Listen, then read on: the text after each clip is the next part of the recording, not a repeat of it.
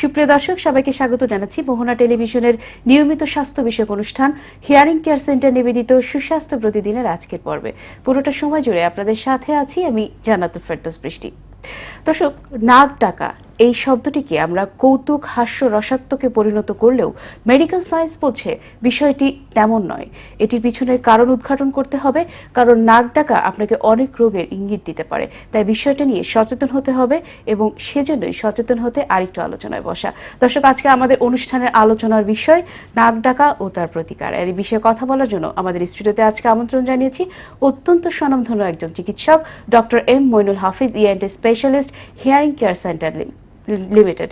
দর্শক, এই বিষয়ে আমরা অনেক বেশি আলোচনা করব এবং আপনাদের অনেকেরই হয়তো অনেক কিছু জানার থাকবে। সেই বিষয়গুলো আমরা আমাদের আলোচনায় তুলে নিয়ে আসবো এবং সমাধান দেওয়ার চেষ্টা করব। চলে যাচ্ছে আমাদের আজকের অতিথির কাছে। স্যার, স্বাগত আমাদের আজকে পর্বে। স্বাগতম। কেমন আছেন? ভালো আছি স্যার। আমরা আজকে খুবই গুরুত্বপূর্ণ একটি বিষয় নিয়ে কথা বলতে যাচ্ছি, যদিও বিষয়টিকে আমরা সাধারণত আলোচনায় আনতে চাই না, কেন জানি বিষয়টিকে সবসময় হেসে উড়িয়ে দিতে চাই, বা অনেকেই এই জিনিসটাকে লুকিয়ে যেতে চায় বা স্বীকার করতে চায় না। কিন্তু নাক ডাকাও একটি বিষয় যেটা নিয়ে অবশ্যই আলোচনা হওয়া উচিত। এই বিষয়টি আমরা অনেক ডিটেলসে আপনার কাছ থেকে শুনবো। স্যার, প্রথমেই জানতে চাই, নাক ডাকাটি কি একটু রোগ বলে আমরা মনে করতে পারি কিনা? ধন্যবাদ বৃষ্টি। আসলে নাক ডাকাটা একটা রোগ বলবো না, এটা একটা রোগের একটা সিমটম, একটা রোগের উদাহরণ আর কি। অনেক কারণেই নাক ডাকতে পারে মানুষ, আর রোগ অনেক হইতে পারে, কিন্তু নাক ডাকাটা একটা সিমটম। এখন এটাকে তোমার কথাতে যে সুন্দর করে বললে যে আসলে এটা কৌতুক না, এটা নিয়ে এটার ভিতরে যেতে হবে, কারণ এটা নিয়ে একটা মানুষের অনেক কিছু হয়ে যেতে পারে। এই নাক ডাকা সাথে স্লিপ অ্যাপনিয়া, মানে ঘুমের মধ্যে হঠাৎ করে জেগে ওঠা, ঘুম, নিঃশ্বাস বন্ধ হয়ে যাওয়া, এগুলিও নাক ডাকার সাথে একটা ওতপ্রোতভাবে জড়িত। তবে আমার মনে হয় এটা ডিসকাশনটা ওইদিকে নেওয়া উচিত। আচ্ছা আচ্ছা স্যার, তাহলে এবারে একটু জানতে চাই যে কি কি কারণে আসলে মানুষের এই নাক ডাকা সমস্যাটা হয়। আমার মনে হয় এইটাকে দুইটা গ্রুপ ভাগ করে ফেললে ভালো হয়। একটা হলো বাচ্চাদের, একটা হলো বয়স্কদের। আচ্ছা, ঠিক আছে। তো বাচ্চাদের, আমার মনে হয় যে বাচ্চাদের, অনেক বাচ্চা আমাদের চেম্বারে আসে এবং আপনারাও বাসায় লক্ষ্য করবেন যে বাচ্চা হা করে ঘুমাচ্ছে, আর রাত্রেবেলা, এমনি দিনের বেলা সব ঠিক আছে, রাত্রেবেলা ঘুমেতে যে প্রচুর জোরে নাক ডাকতেছে। ইভেন নাক ডাকতে ডাকতে তার এরকম পাঁজরগুলি কেমন যেন একেবারে নিঃশ্বাসের কষ্ট হচ্ছে। এগুলি সাধারণত দুইটা কারণে হয়। একটা হলো নাকের, যদি বাচ্চার যদি টনসিলটা বড় হয়, অথবা নাকের পিছনে একটা বড় একটা গ্ল্যান্ড, ওইটাও টনসিলের মতোই, ওটাকে আমরা বলি অ্যাডিনয়েড। এবং এই অ্যাডিনয়েড এবং টনসিল দুইটাই যদি বড় হয়, তাহলে সেই বাচ্চার নাকও ডাকবে এবং নিঃশ্বাসেরও কষ্ট হবে। আচ্ছা, এটা হলো বাচ্চাদের ব্যাপারে। আর বড়দের ব্যাপারে সাধারণত দুইভাবে নাক ডাকে এবং দুইভাবে নিঃশ্বাসের কষ্ট হয়। একটা হলো এই এই এলাকার কারণে, আরেকটা হলো তার সেন্ট্রাল, তার যদি পুরো শরীরের কারণে।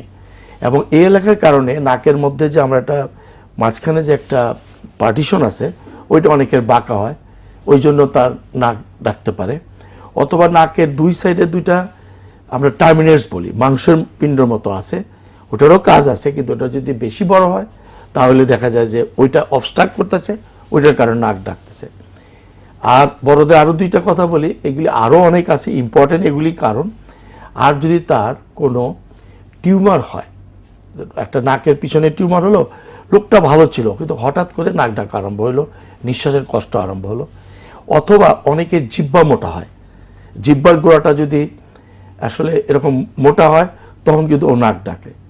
এবং ওই যে আমাদের তালু আছে, তালুর অনেক কারণেই কিন্তু মানুষের নাক ডাকে। তার মানে মোটামুটি এগুলি কমন কারণ। তা আমার মনে হয় এইটা ছাড়াও নাক ডাকার একটা বড় কারণ হলো আমরা যে মোটা হয়ে যাই, আমরা অনেক ওবেসিটির মানুষ কিন্তু বেশিরভাগ নাক ডাকে। আরেকটা কথা বলে রাখি, 25% মানুষ নর্মালি অ্যাডাল্ট সবাই নাক ডাকে, মেল, মানে ছেলেরা 25% এই সমাজে নাক ডাকে, মেয়েদের ক্ষেত্রে এটা কম হয়। এটা কারণও আছে, ছেলেদের মেয়েদের মধ্যে কিছু কারণ তো আছেই। তার মানে নাক ডাকার এটাই মোটামুটি কারণ। এবং এটার তো নিঃশ্বাসের কষ্টের সাথে এবং যে ঘুমায় নাক ডাকার এবং এটা নুইসেন্স তৈরি হয়, একটা ফ্যামিলি প্রবলেম হয়। কারণ নাক ডাকাটাকে প্রতিকার করতে পারলে আমার মনে হয় এটা অনেক ওর জন্য আরাম হয়, ফ্যামিলির জন্য আরাম হয়। তো সাধারণত দেখা যায় আমাদের সোসাইটিতে একটা প্রচলন বা একটা ভুল ধারণা মানুষের কিছুটা থেকে যায় যে কেউ নাক ডেকে ঘুমাচ্ছে মানে তার ঘুমটা অনেক ভালো হচ্ছে। আসলে মেডিকেল সায়েন্সের ব্যাখ্যায় আপনি এটাকে কি বলবেন? এটা কিন্তু স্যার সত্যি এটা বলে না অনেক অনেক ক্ষেত্রেই শোনা কিন্তু যায়। আসলে নাক যে ডেকে তুমি তো নাক ডেকে ঘুমাচ্ছিলে মানে তুমি খুব শান্তির একটা ঘুম দিচ্ছিলে, আসলে বিষয়টা কি? নাক ডেকে ঘুমানো মানে তার নিঃশ্বাসের আসলে নাক ডাকার মানে মেইনলি কেন হয় এটা একটা আসলে ফিজিক্সের ব্যাপার। এটা বলে ব্যারোরি ফেনোমেনন। তো একটা সাউন্ড, একটা যদি কোনো বাতাস যদি কোনো একটা পাইপের ভিতর দিয়ে যায়, ওই পাইপটা যদি কোনো কারণে ওই বাতাসের পরিমাণটা যদি পাইপটা যদি ছোট হয়ে যায় মানে অবস্ট্রাক্ট করে, তাহলে কিন্তু এটাকে ওইটা কিন্তু সাউন্ড হবে। এই পরিমাণ বাতাস এই পরিমাণ একটা পাইপের ভিতরে যাচ্ছে এবং পেস কম কিন্তু আরো বেশি বাতাস যাচ্ছে, তখনই কিন্তু এই সাউন্ডটা হবে। আর নাক ডাকার ব্যাপারটা কিন্তু এরকমই। তার মানে সে কখনোই নাক যে ডাকতেছে ও ভালো ঘুম হচ্ছে না। এটা হলো আসল কথা। স্যার এবারে জানতে চাই যে এই ধরনের অনেক পেশেন্ট তো আপনি হয়তো চেম্বারে পেয়ে থাকেন, কিভাবে এদের ট্রিটমেন্টটা স্যার, যে আপনি যেভাবে কারণগুলো ভাগ করে বলছিলেন যে চাইল্ড এবং অ্যাডাল্টস, ট্রিটমেন্টটা আমি এইভাবে শুনতে চাই। চাইল্ডের ব্যাপারে আমি বলি, আমরা যখনই আমরা ওই যেটা বললাম টনসিল এবং অ্যাডিনয়েড, ওর যদি মা বাবা যখন দেখে যে ইয়েতে রাত্রেবেলা বাচ্চাটা ঘুমের মধ্যে এই কারণে নাক ডাকা প্লাস স্লিপ অ্যাপনিয়ার কারণে ওর আরও কিছু জেনারেল সিমটম হবে। যেমন আমি বলি, বাচ্চাটা হরর হয়ে যায়, বাচ্চাটা ঘুম থেকে চিৎকার দিয়ে ওঠে, অনেক দুঃস্বপ্ন দেখে। ওই অ্যাপনিয়া মানে নাকটা যখন বন্ধ হয়ে যায় তখন বডির অক্সিজেন কনসেন্ট্রেশন কিন্তু অনেক কমে যায়। কমে যাওয়াতে তার একটা কার্বন ডাইঅক্সাইড কনসেন্ট্রেশন বেড়ে যায়। এটা কিন্তু যেটাই হোক না কেন হঠাৎ করে তার নিঃশ্বাসটা বন্ধ হয়ে যায়, ওই কারণে সে হরর হয়। সে রাত্রেবেলা দেখা যায় যে ওই কারণে রাত্রে প্রস্রাব করে দেয় এবং ওই বাচ্চাগুলি রাত্রেবেলা অনেক সময় অনেক কথা বলে, কারণ তার মানে তার ঘুমটা ভালো হচ্ছে না। ওই বাচ্চাগুলি দেখা যায় কি স্কুলে যে ঘুমাচ্ছে, কনসেন্ট্রেট করতে পারতেছে না। তাইলে ওটা আমাদেরকে যদি ওরকম সিমটম হয় তাহলে অবশ্যই এই বাচ্চাগুলিকে ওরে অপারেশন করে দিতে হবে। ওই টনসিল যদি মানে বেশি বড় হয় আর অ্যাডিনয়েড বড় হয় তাহলে ফেলে দিতে হবে। কিন্তু সব বাচ্চাদের ফেলে দরকার নেই। অনেক সময় দেখা যায় যে বাচ্চাগুলি অ্যালার্জিক কন্ডিশনে ফুলে আছে, তা আমরা কিছু অ্যান্টি অ্যালার্জিক ওষুধ দিই, আমরা লোকালি কোনো স্প্রে দিই, অথবা কিছু আমাদের যে আমরা মাসেল ইনহিবিটর বলি মন্টিলুকাস, ওগুলিও দিই। এগুলি দিয়ে তাকে আমরা অন্তত চেষ্টা করি যে ওর কোনো লাভ হয় কিনা। এটা হলো বাচ্চাদের ব্যাপারে। আমি বড়দের ব্যাপারগুলি বলি, যে কারণে প্রবলেমগুলি হচ্ছে বড়দের, সেপ্টামের কারণে বা মাংসের কারণে বা টিউমারের কারণে বা টাং বড় হওয়ার কারণে বা তালুর কারণে, এগুলিকে আমরা যদি বড় কারণ হয় ওগুলিকে আমরা আসলেই সার্জারিতে যদি দিয়ে ভালো হয়, আমরা যদি অবভিয়াসলি দেখি তাহলে সার্জারি। তার মানে আপনি আগে ক্লিনিক্যালি স্যার তাকে এক্সামিন করতে হবে, ক্লিনিক্যালি এক্সামিন করতে হবে। আর আরেকটা ব্যাপার যেটা আবার বারবার বলতেছি, নাক ডাকা এবং সেই ঘুমের মধ্যে যে আমরা বলি যে sleep apnea, obstructive sleep apnea মানে ঘুমের মধ্যে যে উঠে যায়, এদের আবার চট করেই সার্জারিতে যাওয়া উচিত না। কারণ সার্জারি করে ওদের লাভ হবে না অ্যাডাল্টদের। ওইটার কারণে আমি তোমার প্রশ্নের আশা রইলাম যে তুমি আমাকে জিজ্ঞাসা করলে আমি বলতে পারবো। আমি অবশ্যই এই বিষয়টা জানতে চাই, কারণ এরকম অনেক এই প্রোগ্রামটা যখন আমরা অন্যান্য সময় যখন আমরা অনেক দর্শক ফোন করে ওনাদের প্রবলেমগুলো এবং কমপ্লেইনগুলো এরকমই থাকে যে ঘুমের মধ্যে প্রচন্ড মনে হচ্ছে যে তার দম বন্ধ হয়ে আসছে এবং সে ভয় পায় এবং ইভেন তার ঘুমাতেই ভয় লাগে, মনে হয় যে সে ঘুমের মধ্যে মারা যাবে। তো এরকম একটা ভাইটাল একটা ব্যাপার, এরকম একটা ভীতির একটা ব্যাপার, স্যার আসলে এটার ট্রিটমেন্ট কি এবং কেন হচ্ছে? সোজা কথা, একটা লোক দেখা যায় যে ঘুমে যে ভয় পায়, বসে থাকে সারা রাত বসে বসে এরকম বসে থাকে, বসে বসে ঘুমায়।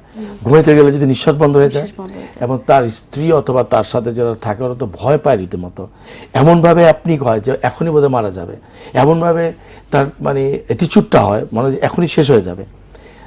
এগুলিতে আমার মনে হয় ট্রিটমেন্ট করার আগে একটা খুবই ভালো একটা ডায়াগনস্টিক টুলস আছে, সেটাকে আমরা বলি পলিসোমনোগ্রাফি। এটাকে বলে স্লিপ টেস্ট, সোজা কথা। স্লিপ টেস্টটা আমাদের বাংলাদেশে এখন অনেক জায়গায় হচ্ছে, আমাদের সেন্টারে না। কিন্তু এখন ওই স্লিপ টেস্টের মধ্যে কি কি জিনিস করা হয়, আসলে ঘুমের একটা প্যাটার্ন আছে, একটা ঘুমের প্যাটার্ন আছে।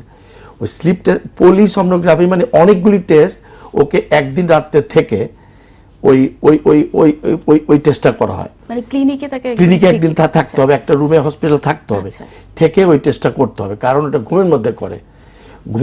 ঘুমের মধ্যে তাকে অনেকগুলি জিনিস দিয়ে দেয়, যেমন তার হার্টের প্রবলেম, তার ব্রেনের, তার লাংসের, তার অক্সিজেন কনসেন্ট্রেশন, তার কিভাবে ঘুমাচ্ছে, এগুলি অন্তত পলিমিনি অন্তত 20টা প্যারামিটার আমরা দেখে ফেলতে পারি। তখন হয় কি, ওই ওকে ঘুমানোর পরে ওই মেশিন থাকে রুমের বাইরে থাকে, তখন ওরা মনিটর করে এবং সবগুলি অনেক সময় দেখা যায় অটো হচ্ছে, মানে রিডিং হচ্ছে, যে কখন কোন কনসেন্ট্রেশন গেছে, কখন কোন ঘুমের মধ্যে কয়টা বাউট সে ঘুমের থেকে উঠেছে, এগুলি সব কিন্তু রেকর্ডে থাকে। ওই টাইমটাতে তার শরীরের মধ্যে কি কি ঘটছে অনেক কিছু জিনিস আমরা জানলাম। তার মানে আমাদের যে ডিফারেন্সিয়েশনটা, যে আমরা তার নাক ভালো আছে, তার গলা ভালো আছে, তারপরেও কেন তার স্লিপ অ্যাপনিয়া হচ্ছে, কেন তার কষ্ট হচ্ছে, এই সমস্ত জিনিসগুলি যাচাই বাছাই করার জন্যই ওই টেস্টটা করা হয়। তো ওই টেস্টটার পরে যখন আমরা দেখব যে হ্যাঁ, ওই টেস্টটা করার পরে আমরা তার অ্যানালাইসিস করব যে আমরা কি ওকে সার্জারি করব নাকি অন্য কিছু করব। আর অন্য কিছু বলতে আমাকে যদি জিজ্ঞাসা করো, এখানে অনেক নতুন অনেক কিছু। অবশ্যই এটা জানতে চাই যে যদি মানে সার্জারি না ট্রিটমেন্ট প্রসিডিউরে, সার্জারি ছাড়া আর কি কি? সার্জারি তো আছেই, যদি অবভিয়াস কোনো কারণ থাকে যে হ্যাঁ ওইটার কারণে একটা টিউমার হয়েছে, ওটা ফেলে দিলে কিন্তু আরাম হয়ে যাবে। যেমন বাচ্চাদের ব্যাপারে অ্যাডিনয়েড হয়েছে, ফেলে দিলাম, প্যাথোলজিক্যাল কোনো কারণ থাকলে সেটা রিমুভ করে দিলাম, বা নাকের বাঁকা আছে সোজা করে দিলাম। কিন্তু সব ঠিক আছে, তার ঘাড়ও লম্বা, সবই ঠিক, তারপরে তার অ্যাপনিয়া হচ্ছে, স্নোরিং হচ্ছে, এটাকে বলে সেন্ট্রাল কজেস, এটা ব্রেনের কারণে হচ্ছে। তো ওই সমস্ত ক্ষেত্রে দেখা যায় কি, যে দুই ক্ষেত্রেই কিন্তু আমরা যদি আমরা সার্জারিতে নাও যাই, আমরা দুইটা জিনিস ব্যবহার করি। এটা হলো আমরা সিপ্যাপ অথবা বাইপ্যাপ, এটা একটা ডিভাইসের মতো আছে, আমি হয়তো পরবর্তীতে একটা ইয়েতে দেখায় দিব না স্যার। এই বিষয়ে আমরা অনেক আলোচনায় আসবো, অনুষ্ঠানের এই পর্যায়ে একটি বিরতিতে যেতে হচ্ছে। দর্শক, আপনারা দেখছেন সুস্বাস্থ্য প্রতিদিন, চলছে খুবই গুরুত্বপূর্ণ আলোচনা, নাক ডাকা ও তার প্রতিকার। এই বিষয়ে আমরা অনেক আলোচনা করব, আপনাদের সমস্যাগুলো নিয়ে কথা বলবো। দর্শক, অনুষ্ঠানের এই পর্যায়ে একটি বিরতিতে যাচ্ছি, কোথাও যাবেন না, সাথে থাকবেন আশা করি। ধন্যবাদ দর্শক, এতক্ষণ আমাদের সাথে থাকার জন্য। বিরতি পর সবাইকে আরো একবার স্বাগত জানাচ্ছি হিয়ারিং কেয়ার সেন্টার নিবেদিত সুস্বাস্থ্য প্রতিদিনের আজকের এই গুরুত্বপূর্ণ আলোচনায়। চলছে নাক ডাকা ও তার প্রতিকার। আমাদের সাথে আছেন অত্যন্ত স্বনামধন্য একজন চিকিৎসক, ডক্টর এম মইনুল হাফিজ। চলে যাচ্ছে আমাদের অতিথির কাছে। স্যার, বিরতিতে যাওয়ার আগে আপনি একটা টার্ম ইউজ করছিলেন, সিপ্যাপ। হয়তো অনেক দর্শকের মনে কিউরিওসিটি চলে এসেছে যে এই বিষয়টা কি, যদি একটু বুঝিয়ে বলতেন। আসলে সিপ্যাপ একটা মেশিন, এটা কন্টিনিউয়াস পজিটিভ এয়ার প্রেশার, এটা বড়ভাবে যদি আমরা বলি। এখন সিপ্যাপ মেশিনটা কিছুই নয়, একটা এরকম একটা মেশিন থাকে, ওইখান থেকে একটা পাইপের মতো এসে এই মুখের মধ্যে, একটা মুখগহ্বরের মধ্যে একটা দিয়ে হয়। দেখুন আপনি, এটা এরকম, সে ঘুমাতে পারছে না সারা রাত, অথচ এটা দিয়ে সে আরামসে ঘুমাবে। এইটা কিভাবে হয়, এটা এরকম একটা এই যে সবুজ রঙের যেটা, এই বাতাসটা ঠেলে তার লাংসে দিয়ে দিচ্ছে। একটা যেমন নর্মাল একটা রুগী, এটা একটা নর্মাল রোগী, দেখেন একটা নর্মাল রোগী, এটা কিন্তু তার কোনো অসুবিধা নাই, সে কিন্তু আরামসে ঘুমাচ্ছে। আর এখানে তার টাংটা, জিহ্বাটা মোটা, প্যালেটটা নরম, এভাবে তার অবস্ট্রাক্ট করে দিচ্ছে। এই কারণেই তার যে স্নোরিং হচ্ছে বা তার ঘুমের ডিস্টার্ব হচ্ছে, এই কারণে আমরা এইটা দেওয়া হয়। এটা কিন্তু একটা ভয় পাওয়ার কিছু নাই। দেখেন ও আরামসে ঘুমাচ্ছে, 6 ঘন্টা আরামসে ঘুমালো, অথচ সারাদিন না ঘুমায় থাকলো, সারা রাত না ঘুমায় থাকলো। এটার ব্যাপারে আমি সিপ্যাপ মেশিনের কথা বলছি। আরো এই ধরনের অনেক মেশিন আছে, বাইপ্যাপ মেশিন আছে।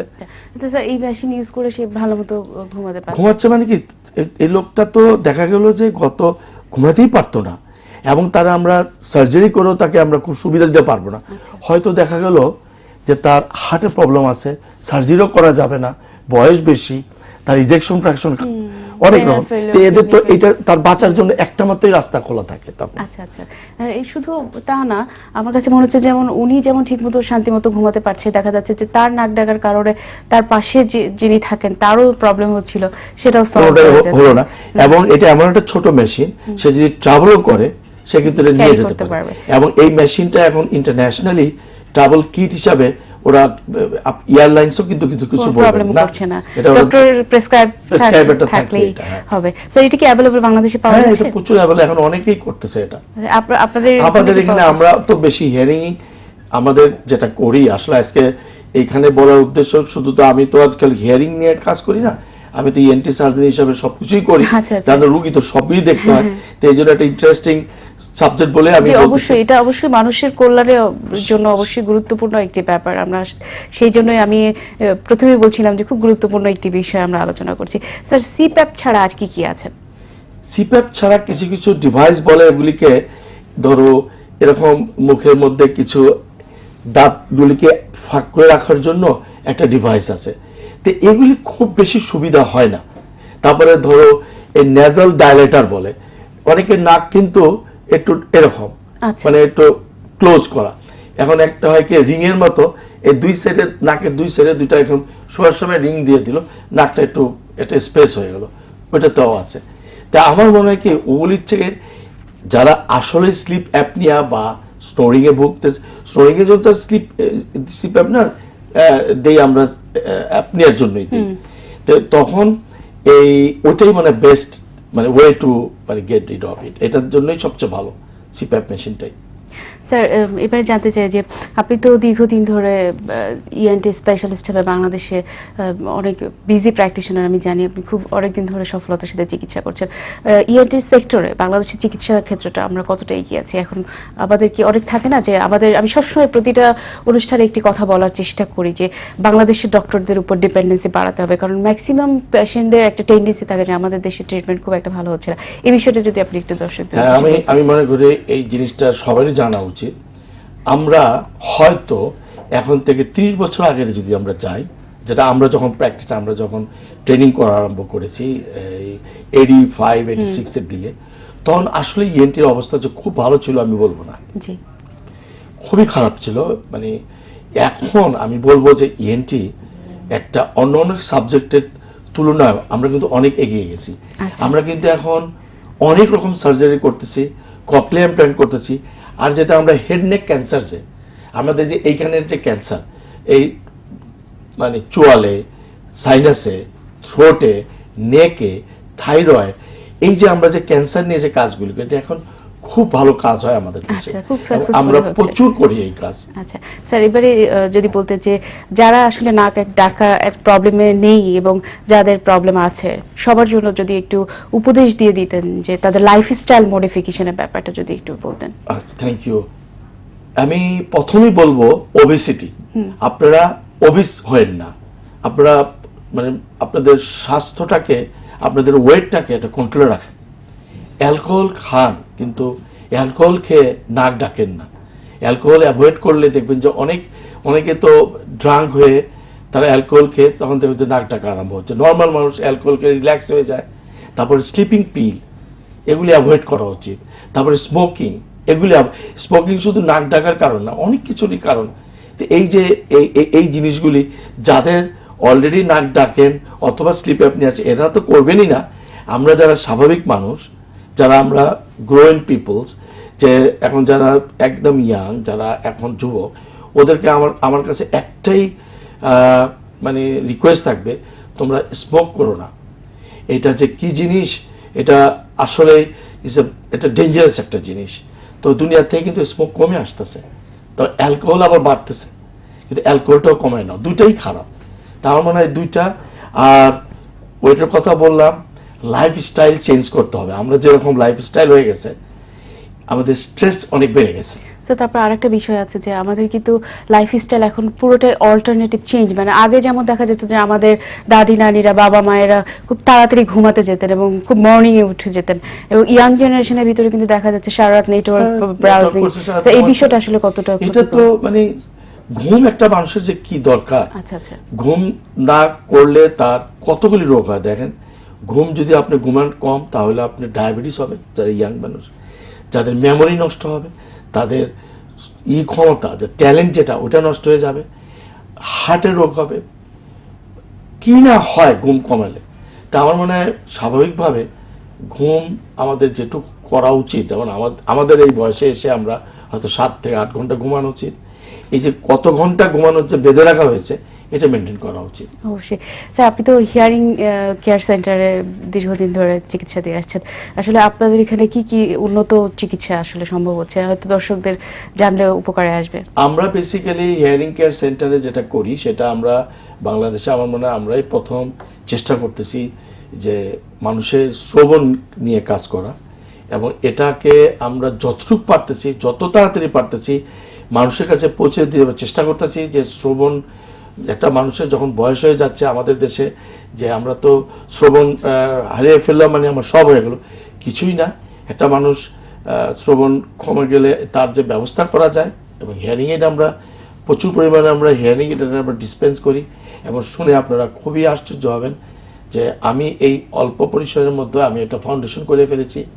এবং আমার এই কোম্পানি থেকে এই প্রচুর পরিমাণ আমরা গরিব বাংলাদেশ, সারা বাংলাদেশে আমরা কিছু কম দামের হলেও আমরা হিয়ারিং এইড আমরা ওই ইয়ের মাধ্যমে আমাদের সেন্টারগুলির মাধ্যমে ওরা যে দিয়ে আসে।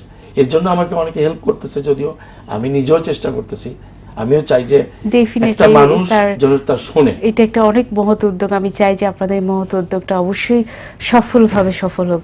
স্যার, অনেক ধন্যবাদ আপনাকে, অনেক মূল্যবান সময় দিয়েছেন আপনি, অনেক বিজি প্র্যাকটিশনার, তারপর মূল্যবান সময় দিয়েছেন আমাদের স্টুডিওতে এসে, এবং আমাদের দর্শকদেরকে অনেক গুরুত্বপূর্ণ উপদেশ দিয়েছেন। তোমাকে অনেক ধন্যবাদ। Thank you.